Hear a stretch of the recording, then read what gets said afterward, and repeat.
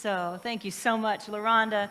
Thank you, choir. Thank you, Billy Mixer. Thank you, thank you, thank you. Thank you. Yes, again, thank you. Just feeling all the feels.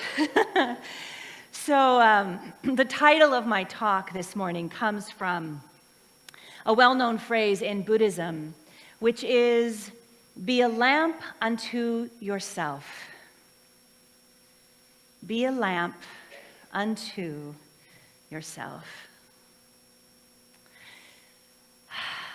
So, once upon a time, many years ago, there was a little girl who was born into very, very difficult circumstances. Her mother was just 16 years old. Her father was out of the picture. They had no money, and they lived in a rural, remote spot on the map in Russia. And the way that this young mother worked to feed her daughter was she would sew and knit mittens and gloves and scarves, and they would travel a long way, and they would go to an open-air market, this 16-year-old with her little baby, and they would sell her wares in order to survive. Because the little village where they lived in Russia was incredibly poor, like just enormous poverty there. It was a little village that was dotted with 2- and 3-room homes, what we would consider here in the West more like shacks. There was no indoor plumbing. This little girl had to use an outhouse in the brutal Russian winters. It was tough, life was hard. And there was an enormous amount of love. There was an enormous amount of love. This mother loved her daughter very, very much, despite the fact that she suffered from enormous depression, debilitating depression at times. But she would push through it as best she could. She would sit at the table with her young daughter, and she would teach her how to read, teach her numbers, probably before she was really too old to learn that. But that was the extent of the love that she had for her daughter. And the thing is this little girl had a light at the center of her being that was palpable. The village felt this light. This little girl learned to read at a very, very young age. And the village loved her very much. Tragically, her mother, in a bout of very severe, debilitating depression, suicided when this little girl was just 6 years old. And as sad as this was, and as difficult as this was, and as horrific as this was, there was a light at the center of this little girl that she listened to and that she paid attention to, so much so that this little girl went to every single little home in that village. She walked to every home, and she walked up to the door and knocked on the door and asked to speak to the woman of the house, and asked each woman in that village if they would be her mama. And this was a village of good and kind and loving people, and they were desperately poor, and they could barely feed their own families at times. In Russia, in fact, while they don't have social services like food stamps, like we have here, they have orphanages. And so often, loving families, in order to keep their children alive and fed, must send their children to the orphanages for a period of time so they will live and survive and make it. And this little girl, she wanted more than anything to have a family. And the light within her and the strength within her was so strong that she would not give up. She refused. That light within her, that God within her, was so strong and so loving and so bright that she didn't give up. And she told everyone who would listen that she would have a family, that she would have a new mother, that she would be loved. And by absolute grace and miracles that are far too extensive to speak to in this short period of time, the right people speaking to the right people, the right doors opening, the right phones ringing. By some incredible magnitude of God itself, this little girl's light, this hope, this prayer of hers was felt all the way across the world in the United States. There was a young family who had a birth child and was ready to grow their family through the miracle of adoption. And they had no intention of adopting from Russia or adopting an older child, because by now this little girl was 7.5. But she didn't give up. She refused to let her light diminish. And it was felt by this family in America. And they said yes, because they felt her light and they felt her love. And they were overjoyed, and the day came. And this young family traveled to Russia, and they were to meet, finally, this little girl in the foyer of a very rundown building in the middle of nowhere. And it was the winter time in Russia, and it was dark, and it was cold. And the family stood in this foyer, and the caregivers walked into the room with this little girl. And the light was so bright. There was so much God in that room. There was so much love in that room that the mother was brought to her knees because it was so magnificent. The love was so big. And the little girl came up to the young woman and put her little arms around her neck, and they hugged and they laughed and they hugged and they cried. And that little girl is now 25 years old. And she is here this morning. She's visiting from out of town. And for those of you who do not yet know her, I want to introduce you to our oldest daughter, Livia. Come on now.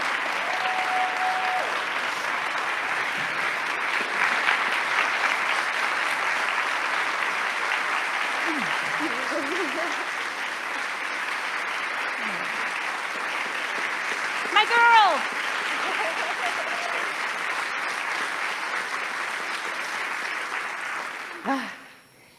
Whew, I did it. Oh, thank you. That's the first time I have ever shared that story out loud to a group of people. And I had Liv's full permission to do that. And I have to tell you, it was earlier this week when I sat down to prepare for this talk that is all about being a lamp unto yourself. And I could think of no more powerful, stronger experience in my own life of a human being who at 6 years old was a lamp unto herself. So thank you for letting me share your story.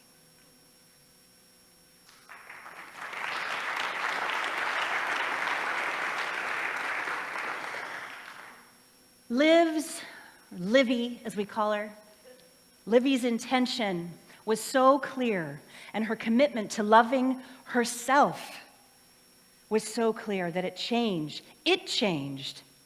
She changed the trajectory of her whole life. She did it, not me. She did it. So my question for you, my beloveds, is where in your own life can you set an intention to experience more love? Where in your own life, where you are right now, and for those of you online, where can you set an intention in your own life to experience more love? I invite you to do that more this week. Love yourself more this week. The solstice is the darkest day of the year, and it's coming up in a few weeks. And for thousands of years, in many different cultures and religions, humanity has celebrated the end of the darkness and the return of the light in many, many different ways. And so during this holiday season, we're building our interfaith altar, and we're spending the whole month looking at the ways in which light can be expressed in our lives and on the planet. And for those of you joining online who missed our earlier beautiful portion of the service, we don't film that part.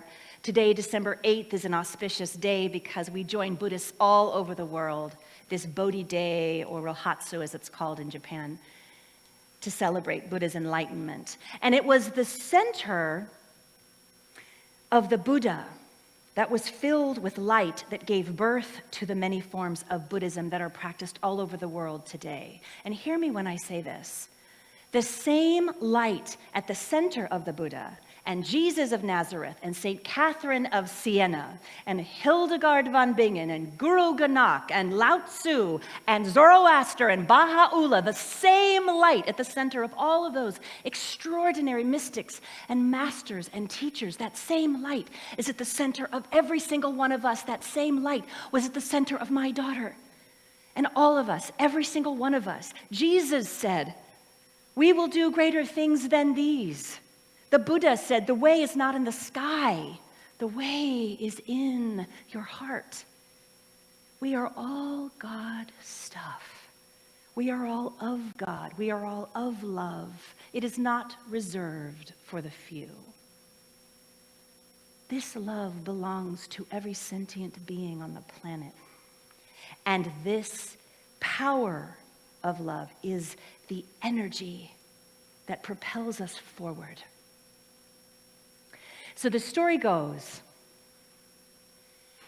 that as the Buddha was dying, Ananda, his oldest disciple, who had been with him for 40 years, began to cry and wail and weep. And even though he had been with the Buddha for so long, Ananda had not yet been fully realized. He had not attained enlightenment. He loved the Buddha so much, but the love was not freedom. It was a clinging kind of love, which we humans can do, can't we? And as Ananda was weeping, the Buddha stopped him, and he said, "What, Ananda, are you doing?" And Ananda looked at the Buddha with tear-filled eyes, and he said, but where will I see you? Where will I find you? Where will I seek you?" And the Buddha quietly laughed, as the Buddha was known to do. And he said, "Oh, that has been my whole teaching for 40 years. This is what I have been telling you." And then he said, "Apo dipo bhava," which in Hindi means, "Be a light unto yourself. There inside you, you will find me." So Buddhism is all about being a light unto ourselves so that we may experience peace and more peace in this lifetime. So I'd like to invite all of us, just for a moment, take a deep breath. Close your eyes if you're comfortable. Those of you online, right where you are, as long as you're not driving. Close your eyes if you're comfortable. Take a nice, easy breath. And just silently ask yourself, where can I bring more peace into my life? Where can I bring more peace into my life? And just gently notice what area of your life is feeling less than peaceful. Whatever that may be for you. Just notice what that is.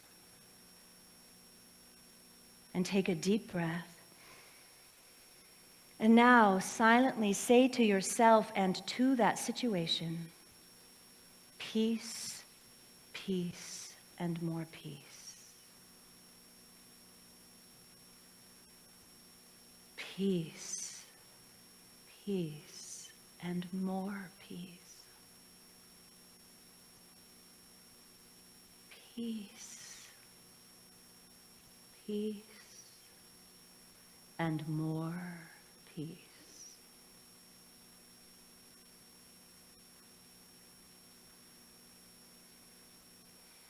And now take a deep breath. And when you're ready, just gently open your eyes.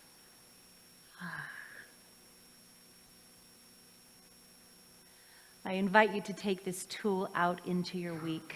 Anytime you're in a moment or a thought pattern or a situation that is challenging, just take a deep breath and silently or out loud, depending on where you are, say to yourself in the situation, peace, peace, and more peace until you settle into it. Peace, peace, and more peace. Works great at the mall this time of year. And driving, yes. So Buddhism existed approximately 6 centuries before Christianity.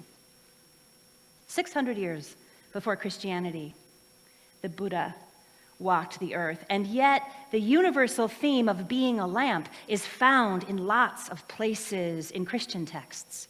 In the Acts of John, in the Apocrypha, it says, "I am a lamp that you might see me. I am a mirror that you may know me. I am a door that you may knock upon me.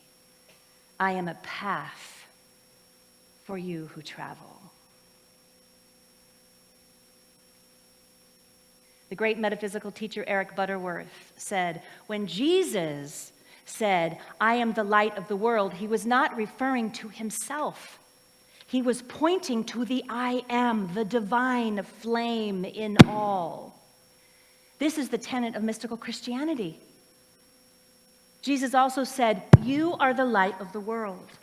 Let your light shine." And of this, Butterworth writes, he's not referring to an illumination that comes from outside of ourselves. Jesus is talking about inner illumination here. He's talking about inner revelation, acknowledgement, acceptance, identification by us, sorry for that, of our ever-present light within. The light of the world is not outside of us. It is not only in one little baby born thousands of years ago. This light in the world is a lived experience. The lived experience of the light of the world is when we are taking care of each other. The lived experience of the light in the world is when we are taking care of our planet, our Mother Earth, when we experience moments of compassion and tenderness and kindness. The lived experience of the light in the world is when we forgive, when we choose to agree to disagree, when we accept others as they are, when we lay down our anger and resentment, when we choose peace in whatever situation it is, peace, peace, and more peace. The lived experience of the light of the world is when we choose love. One of my favorite Buddhist teachers on the planet right now is Angel Kyoto Williams. And she writes, "I have a profound responsibility to support your transformation, to make sure you are living the most honored, respected, whole life possible. Because if you aren't, I cannot. If you aren't, it is simply not possible for me to do so. Because we are interconnected. We are one. We together are the light of the world." Amen is right. Thich Nhat Hanh said, "The next Buddha may very well be a Sangha."